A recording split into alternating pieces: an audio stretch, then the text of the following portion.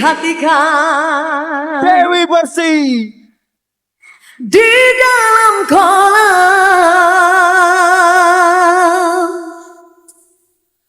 tenangkan dulu airnya sebening kaca. Bila mata tertuju pada janda Dewi Persik. Kebetulan aku lagi jomblo juga ya guys. Caranya tak sama menggoda darah lincah. Jangan dulu, janganlah diganggu. Diamkan saja, biar duduk dengan tenang.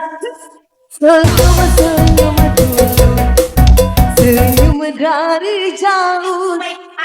Kalau dia senyum, tandanya hatinya mau.